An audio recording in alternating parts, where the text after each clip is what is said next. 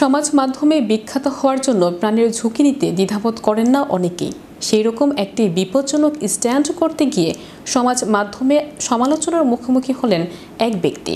সম্প্রতি এক যুবকের বিমানের ইঞ্জিনে উঠে পুশ আপ দেওয়ার ভিডিও ভাইরাল হয়েছে। আর ভাইরাল হওয়ার পর থেকেই সমাজ মাধ্যমে চলছে সমালোচনা। বিস্তারিত থাকছে টেক্সট রিপোর্টে।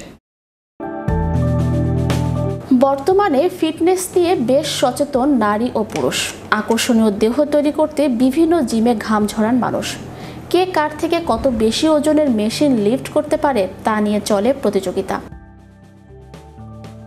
অনেক ইনফ্লুয়েন্সার সামাজিক যোগাযোগ মাধ্যমে দেখিয়ে থাকেন কিভাবে সঠিকভাবে ব্যায়াম করা যায়, যা ইতিবাচক। তবে কোনো কিছু নিয়ে প্রয়োজনের অতিরিক্ত করলে শুরু হয় বিপত্তি।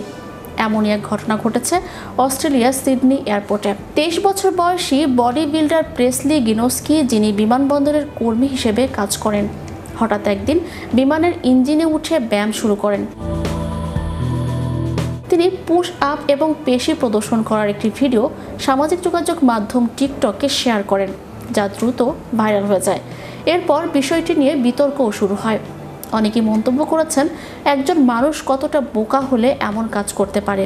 আবার কেউ মন্তব্য করেছেন, ব্যায়াম করার জন্য কি আর জায়গা পাওয়া যায় না। জানা যায় 2024 সালে এই ভিডিওটি শ্যুট করেন গিনোস্কি। নিজের টিকটক অ্যাকাউন্টে কিছুদিন আগে সেটি পোস্ট করেন তিনি।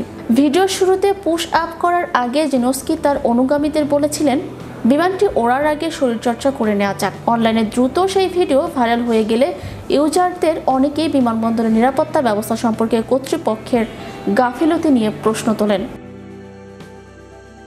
বিমানবন্দরের নিরাপত্তা সংক্রান্ত শর্তাবলী লঙ্ঘন করার ফলে লাখ লাখ ভিউজ আনা সত্ত্বেও ভিডিওটি শেষ পর্যন্ত টিকটক হ্যান্ডেল থেকে সরিয়ে দেওয়া হয়। সংবাদ মাধ্যমের সঙ্গে কথোপকথনে প্রেসলি জানান, আমি শুধু মানুষকে হাসাতে চেয়েছিলাম আর দেখাতে চেয়েছিলাম যে বিমানের বহিরাংশেও আমি ওয়ার্ক আউট করতে পারি। অনেকেই জানেন না যে ইঞ্জিনের সামনে আমি পুরোপুরি নিরাপদ ছিলাম।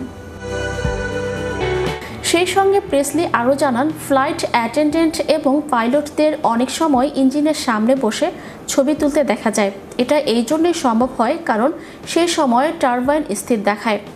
এদিকে বিমানবন্দর কর্তৃপক্ষের তরফে এক কর্মকর্তা জানিয়েছেন, সিডনি বিমানবন্দরের টারম্যাকে নিরাপত্তা লঙ্ঘনকারী আচরণ কোনোভাবেই বরদাস্ত করা হবে না এবং তা অত্যন্ত গুরুত্বের সঙ্গে বিচার করা হবে। এই ঘটনা থেকে স্পষ্টভাবে বোঝা যায় যে ফিটনেসের প্রতি অতিরিক্ত আবেগ কখনো কখনো বিপদ ডেকে আনতে পারে, বিশেষত যখন তা নিরাপত্তার পরিপন্থী হয়। চ্যানেল ইউরোপ বিনোদন ডেস্ক।